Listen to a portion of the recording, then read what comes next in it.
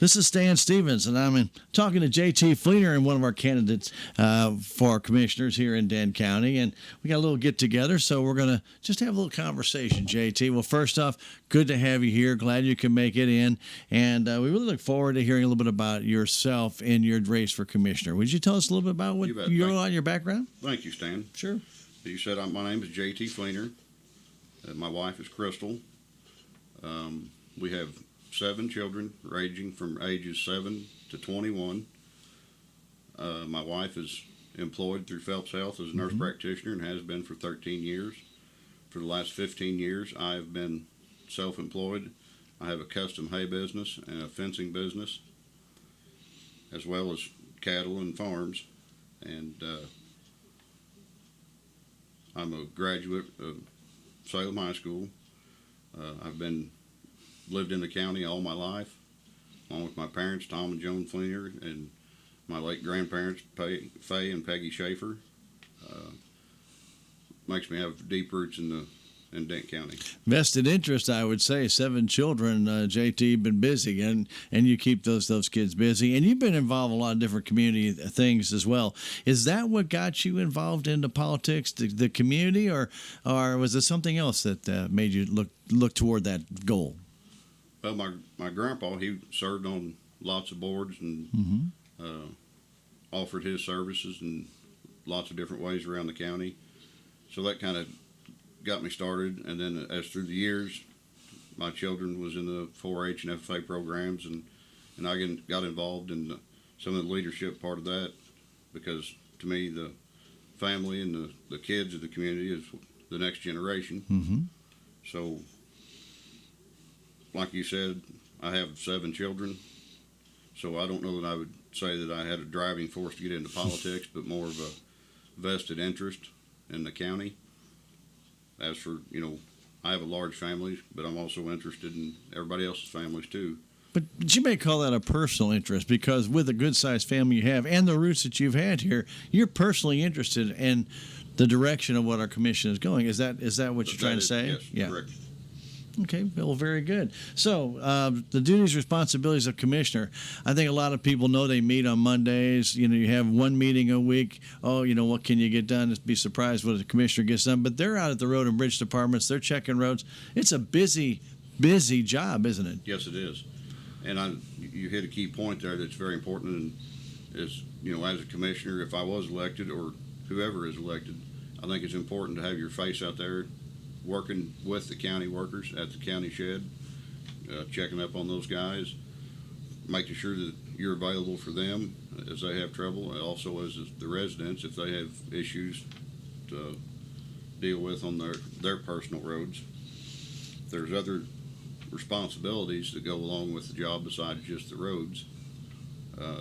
There's a matter of balancing the budget, and when I say that, I mean really looking into it to the different departments, making sure they've got the funding that they need, making sure that there's offices that don't have extra funding that could be spent somewhere else to better the community. It really, when you start looking at the job, it is a vast job. It's just not one thing or another. And what you're saying is so true. There are so many different avenues that the commissioners have to go, besides a lot of different meetings they have to attend. And right now, JT, we've got the CARES Act money that was given to the commission to make sure that it gets dispersed, and they've contracted with MRPC. And but still, all that has to come back through the commission. So it's not like you get it and turn your back and walk away. You're still responsible for all that, right? Right, all the way down to making sure that those funds are appropriated to the right departments and the right amounts. Very good. All right, so let's right now kind of get to the nuts and bolts. Why should we elect JT Fleener as a commissioner?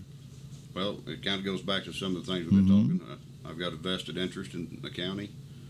I have a lot of experience. I've had employees for the last 15 years. I can manage people, help people through problems.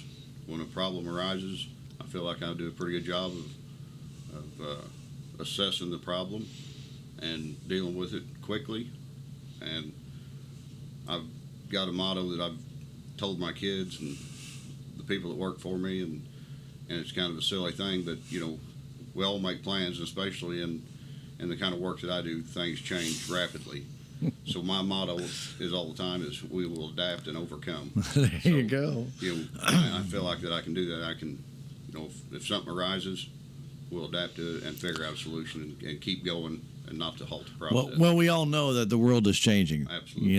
And there are a lot of different things out there, and to be on top of it, like you're mentioning, do you feel? And I'm going to throw this one out there, but having your own businesses and knowing about financing when it comes to working with the Dent County budget, which is a vast budget, by the way, for anybody who doesn't know that, do you feel that is a big benefit for you? Absolutely. Being in the diversified businesses that I am in, and the things that change daily, it's on a such smaller scale than the county budget, but I'd look at my budgets and try to figure out, where to spend money and when, and when things come up and you have to change your funding from one thing to another to keep it all together. I've got a lot of experience in that, and I feel like that I could handle that. You do know, as going to be in any kind of political race, that the public always has their say. And you're spending my taxpayer money.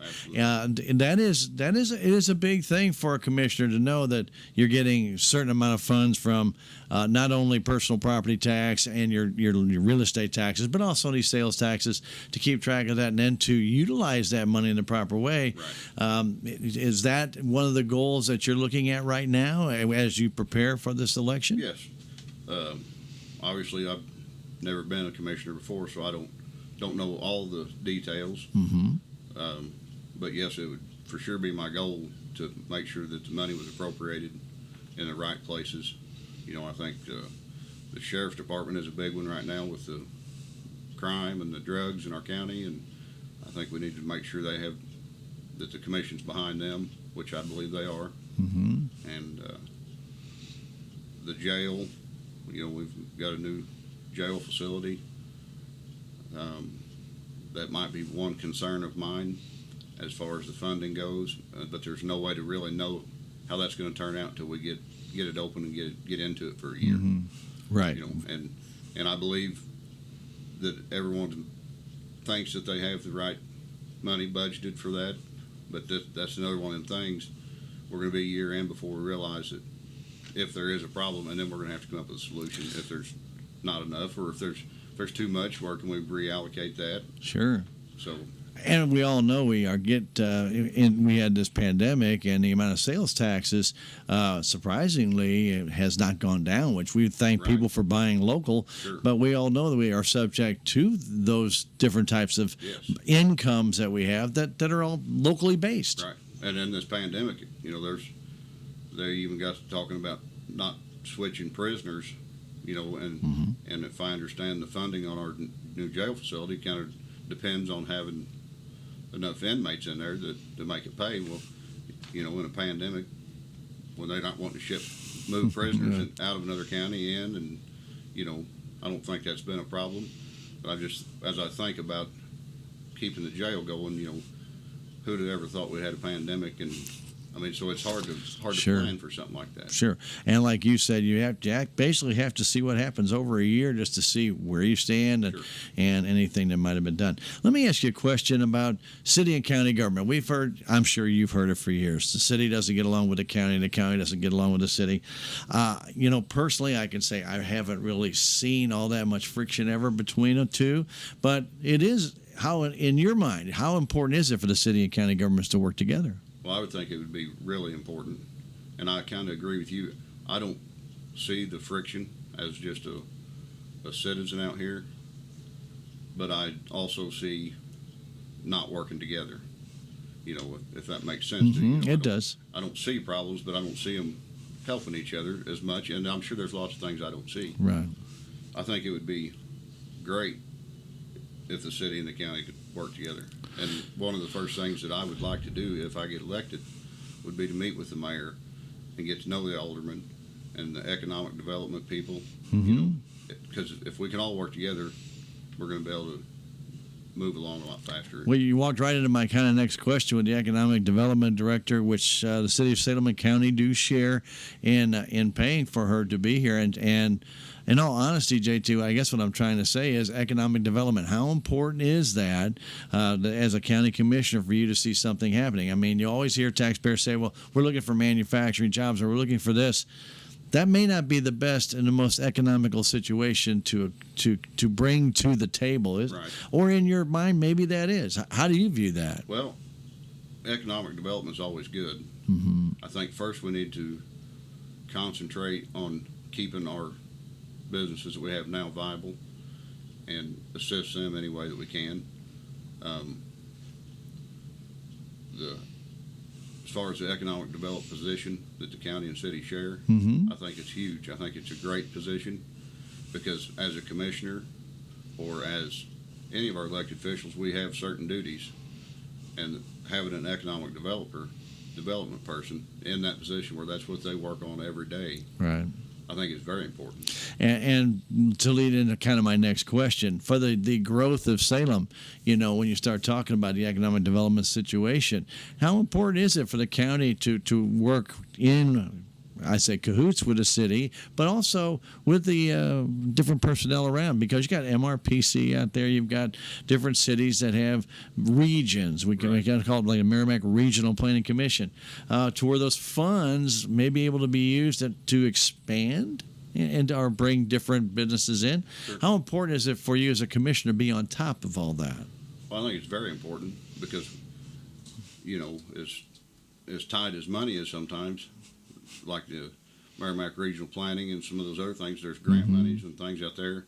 And if we can all work together, keep our eyes open, our ears open, looking for the different opportunities and different programs for our county, I think that's huge. But I want to go back and say again, I think it's very important for us to sustain what we have. Exactly. Not to try to move forward so fast that we start leaving some of our good businesses behind because we're trying to get a new business in so we can say we're building the economic part of Salem or the county. So if I hear you correctly, you would not give, and I'm not trying to put words in your mouth, but you see that how strategic it is for the current businesses to make it without sacrificing a up and coming business by giving them maybe a lot of freebies to get them in business, Right. but that the sacrificial lamb becomes the existing business. Is that kind of what I'm hearing you say? That's what I'm leaning towards, and I know there's been some businesses come to the industrial park and the city and the counties help them with that, and sometimes handing out free money or giving tax breaks isn't always the best solution, in my opinion. And in those kind of deals, do you think that the city should communicate that better with the county? Absolutely. So do you guys have a little bit, maybe more awareness of what's going Absolutely. Yes, I do. So There could never be enough communication between the city and the county officials. yeah, I agree with you 110%. And the better they get along, the better it's going to serve all the citizens. It sure will. Well, I know we're getting near the end of time, and I didn't think you'd think it would happen, but it is. It's closing in. One of the things, JT, this is your minute and a half or so. Anything that you want to talk about, maybe reemphasize or something of that nature, so you go right ahead, sir. We've been proud to have you in and talking with us today. Thank you, Stan, for having me. A couple points I would like to make. I guess maybe some ideas that I have that's kind of extra. If I was to get elected, I would like to meet with school bus drivers once a month in my district, because those guys are out there on every one of our county roads, and they know where the problems are. Not that I won't be out looking and our county workers aren't, but these guys hauling our kids around the school buses, I would hold their opinion in high regard. Yeah, they get firsthand knowledge, don't Yes. they? Yeah. And one other thing I have, we talk about working together. We've talked about the city and the county working together. I think District 1 and District 2 need to work together. Mm-hmm. The tax dollars are paid to Dent County, not District 1 and District 2. And I understand that day-to-day operations, you got to have two crews to go different ways. Sure. But if we have a flooding event in the north part of the county in District 2 or District 1, I think I will be promoting to pool the resources of all the county residents. That means all the graders, all the dump trucks, all the guys, to take care of the problem areas quicker. And just, I feel like it'll serve the taxpayers better by knowing that all the resources are available to either District 1 or District 2. All right, JT, thank you for your time, and Thank you. good luck in the election.